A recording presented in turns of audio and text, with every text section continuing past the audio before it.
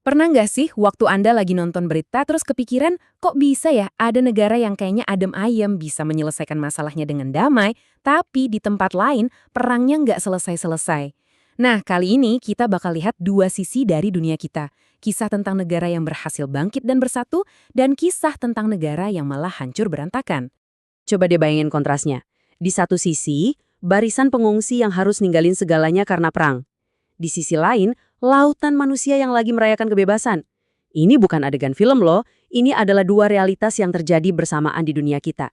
Perbedaan yang drastis inilah yang akan kita coba pahami. Jadi, apa sih rahasianya? Kenapa ada bangsa yang bisa bangkit dari puing-puing konflik, sementara yang lain terus terjerumus dalam kekerasan? Apa kuncinya ada di pemimpinnya? Atau mungkin kekuatan rakyatnya? Atau jangan-jangan ada faktor kekuatan global yang ikut bermain? Yuk kita cari jawabannya bareng-bareng. Dulu ya, dunia itu ibarat papan catur yang pemain utamanya cuma dua, Amerika Serikat dan Uni Soviet. Tapi kalau sekarang, wah, papan caturnya jauh lebih rame. Ada banyak pemain baru yang ikut nimbrung, negara-negara berkembang, aliansi-aliansi baru, dan semuanya punya kekuatan masing-masing. Inilah yang para ahli sebut sebagai dunia multipolar. Gini, untuk bisa ngerti apa yang terjadi sekarang, kita itu harus sedikit mundur ke belakang. Yang mau kita bahas adalah peristiwa-peristiwa penting sejak akhir Perang Dunia Kedua. Kenapa? Karena ini bukan sekedar cerita masa lalu. Ini adalah akar dari semua berita yang kita lihat hari ini, mulai dari kenapa harga-harga naik sampai konflik yang lagi panas di belahan dunia lain. Oke, kita mulai dari cerita yang penuh harapan dulu ya.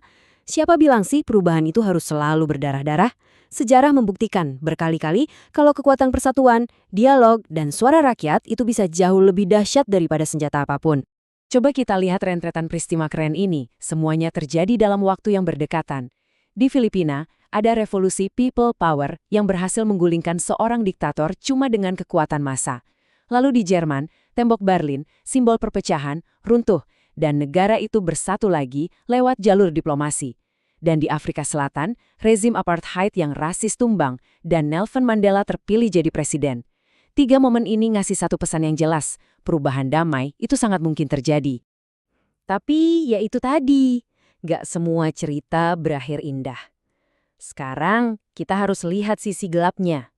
Apa yang terjadi kalau dialog sudah buntu dan kebencian atas nama suku atau bangsa malah dikobarkan?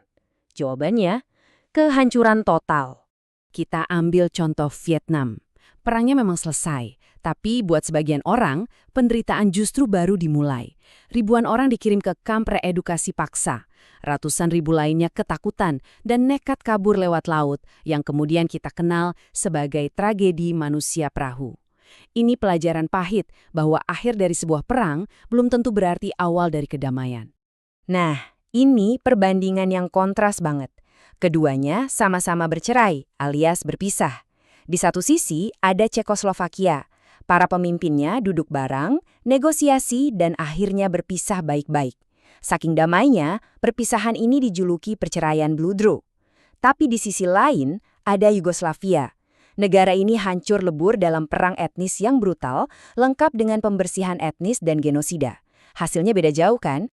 Terus, apa sih yang bikin Yugoslavia sampai separah itu? Awalnya, pemicunya adalah meninggalnya pemimpin pemersatu mereka, Tito. Nggak ada lagi figur yang kuat, negara jadi goyah. Kondisi ini diperparah sama krisis ekonomi, yang kemudian dimanfaatkan oleh politisi untuk menyulut kebencian antar etnis demi kekuasaan. Begitu ada yang memerdekakan diri, langsung pecah perang brutal yang bahkan sampai butuh campur tangan dunia untuk menghentikannya.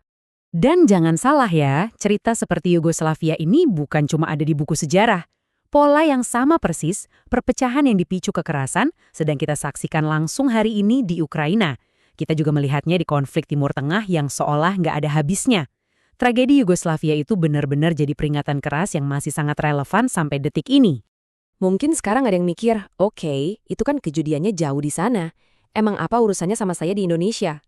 Eits, tunggu dulu. Jawabannya, urusannya besar banget. Di zaman sekarang, nggak ada lagi yang namanya masalah mereka. Efek dominonya bisa sampai langsung ke depan pintu rumah kita. Mau tahu dampak yang paling kelihatan?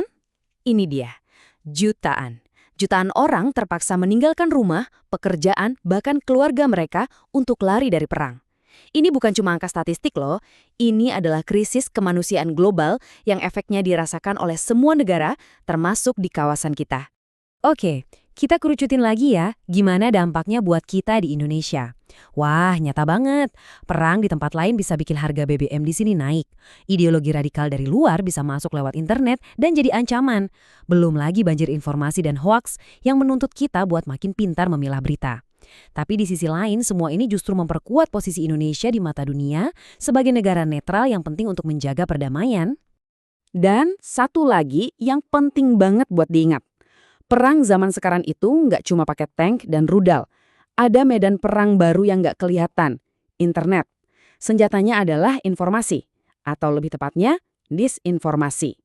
Narasi-narasi palsu sengaja dibuat dan disebar untuk memecah belah kita. Artinya, medan perangnya itu ya di layar ponsel yang ada di genggaman tangan kita sendiri. Oke, setelah kita lihat ke belakang dan kondisi sekarang, yuk kita coba ngintip sedikit ke masa depan.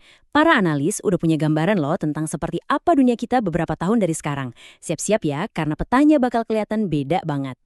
Jadi, lupain deh bayangan dunia yang cuma punya 1 atau 2 jagoan. Kedepannya, dunia diprediksi akan terbagi jadi 4 kubu. Ada blok demokrasi, blok otoriter, zona yang bersatu karena identitas, dan yang paling menarik, ada yang namanya negara penentu atau swing states. Nah, mereka ini adalah negara-negara yang nggak memihak, dan posisinya jadi rebutan semua kubu. Peta politik geser, peta ekonomi juga ikut bergeser drastis. Pusat kekuatan ekonomi dunia sekarang ini pindah dengan cepat ke Asia. Raksasa-raksasa baru bermunculan, dan coba tebak siapa yang ada di dalamnya? Yap, Indonesia. Kita ini jadi salah satu motor penggerak ekonomi global. Dan ingat, kekuatan ekonomi itu artinya kekuatan pengaruh global. Disinilah peran negara-negara penentu, seperti Indonesia, jadi super penting. Kenapa? Karena ekonomi kita besar, populasi kita banyak, lokasi kita strategis banget, dan kita aktif di panggung dunia. Kita nggak terikat sama satu kubu pun. Dan inilah yang membuat posisi kita jadi rebutan dan memberi kita daya tawar yang luar biasa di percaturan global. Jadi, setelah kita bahas semuanya dari awal sampai akhir, ada satu hal yang perlu kita ingat. Sejarah itu bukan cuma buat dibaca di buku pelajaran, kita semua, Anda dan saya, adalah bagian dari sejarah yang sedang berjalan. Setiap pilihan yang kita ambil, sebagai individu maupun sebagai bangsa, itu ibarat tinta yang ikut menulis halaman-halaman sejarah berikutnya. Pada akhirnya, pertanyaannya balik lagi ke kita masing-masing. Di dunia yang makin terpecah ini, di tengah badai informasi dan hoaks, peran apa yang mau Anda mainkan? Apakah kita mau jadi jembatan perdamaian? Menjadi orang yang berpikir kritis sebelum menyebar berita? Atau kita cuma mau pasrah ikut arus? Pilihan ada di tangan kita semua.